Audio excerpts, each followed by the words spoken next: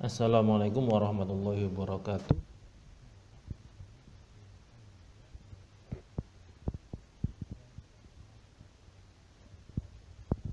Nah, pada kesempatan kali ini kita akan belajar tentang materi ilmu tajwid, bacaan nun sukun, ya, nun sukun atau tanwin. Nah, kita akan belajar tentang idhar halqi dan idgham bi gunah dan bila gunah. Nah, sekarang kita masuk ke materi idhar halqi terlebih dahulu.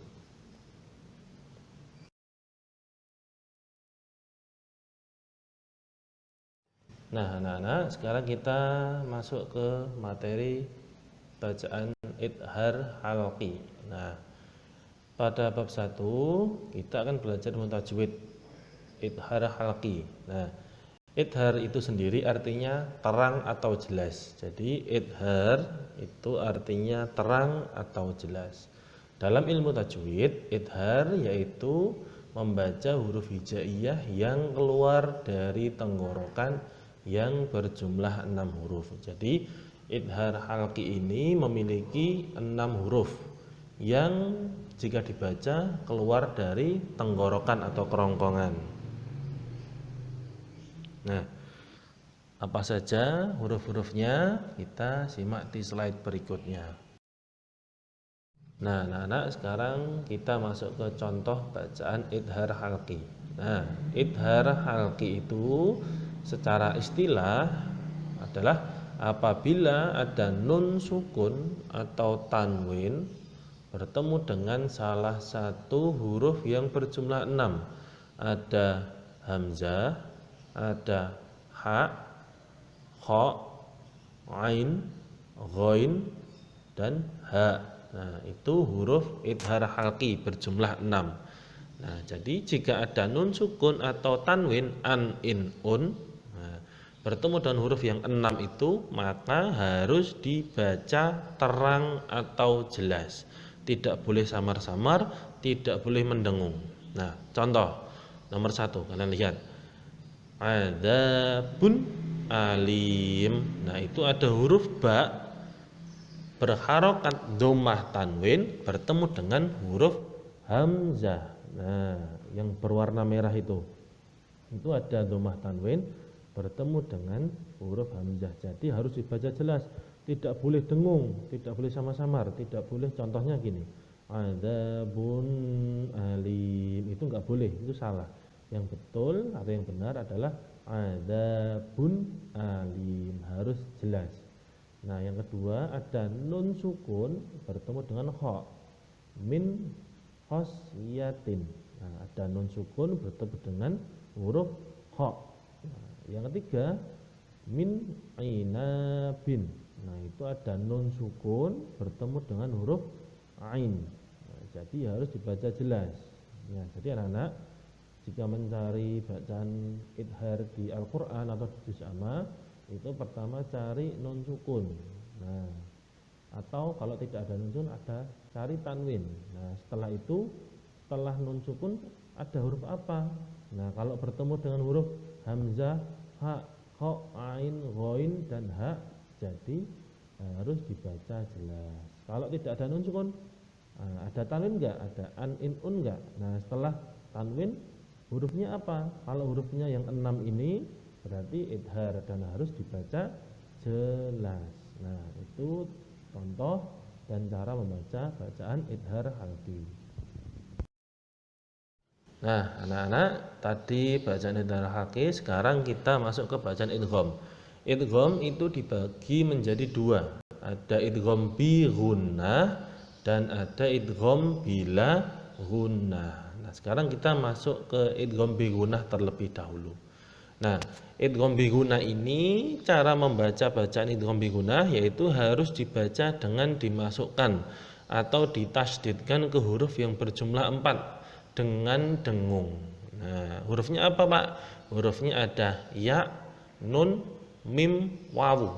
Jadi apabila ada nun sukun, nah secara istilahnya apabila ada nun sukun atau tanwin an in un, nah bertemu dengan huruf 4 ya nun mim wawu. Nah kalau idhar tadi hurufnya 6, kalau idgham bi gunnah itu hurufnya 4, ada ya nun mim dan wawu. Maka cara membacanya, kalau tadi idhar itu jelas, kalau idgham bi gunnah ini kalau ada nun sukun atau tanwin bertemu dengan ya nun mim wawu salah satunya, maka cara membacanya harus dimasukkan dengan mendengung. Nah, sekarang kita masuk ke contohnya.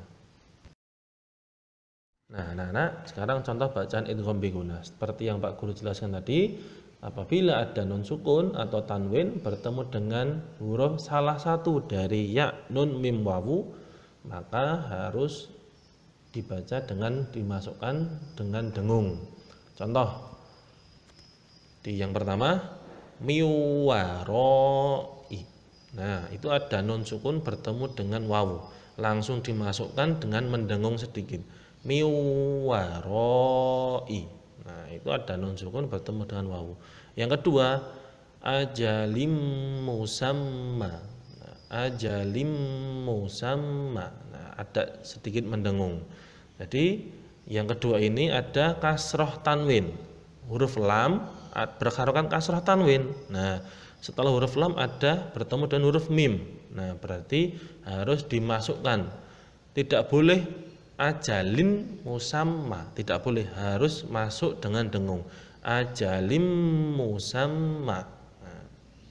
Nah, yang ketiga adalah min ni'matin. Nah, ada nun sukun bertemu dengan huruf nun. Nah, maka harus masuk dengan dengung. Min ni'matin. Nah, itu contoh bacaan idgham bi gunnah. Sekarang kita masuk ke idgham bila gunnah. Nah, anak-anak, sekarang kita masuk ke bacaan idgham bila gunnah. Dalam ilmu tajwid itu artinya apabila ada nun sukun atau tanwin bertemu dengan salah satu huruf lam dan ro. Nah, jadi kalau tadi idgham bi gunnah itu ya nun mim wawu, kalau idgham bila gunnah itu hurufnya cuma 2, lam dan ro. Nah, jika nun sukun atau tanwin bertemu dengan lam atau ro, maka cara membacanya adalah dimasukkan tanpa mendengung, ya, dimasukkan tanpa mendengung. Kalau idgham bi gunnah tadi dimasukkan dengan dengung, kalau idgham bila gunnah dimasukkan tanpa mendengung. Nah, sekarang kita masuk ke contohnya. Nah, sekarang kita masuk ke contoh bacaan idgham bila gunnah. Jadi Pak Guru ulangi, idgham bila gunnah itu hurufnya ada 2, lam dan ro. Nah, sekarang kita contoh yang pertama. Itu ada nun sukun bertemu dengan huruf ro yang berwarna merah. Cara membacanya harus dimasukkan tanpa mendengung. Jadi langsung masuk. Contoh, mirrabbihim. Nah, langsung masuk, tidak boleh itu tidak boleh, itu salah, langsung masuk tanpa mendengung. Mirrabbihim. Jadi nun sukun bertemu dengan huruf ro, jadi nunnya itu dianggap tidak ada jika dibaca. Tulisannya min rabbihim. Membacanya karena ini idgham bila gunnah langsung masuk tanpa mendengung, mirrabbihim. Itu yang pertama. Yang kedua ada nun sukun bertemu dengan huruf lam. Cara membacanya milladunka, milladunka. Nah, nun sukun bertemu dengan huruf lam. Nah, yang terakhir adalah kasroh tanwin atau kasroh tain bertemu dengan huruf ro. Thamaratir rizqo, thamaratir rizqo. Nah, itu contoh bacaan idgham bila gunnah. Nah, sekarang tugas untuk anak-anak. Nah, anak-anak, untuk tugasnya kalian bisa mengerjakan kuis secara online.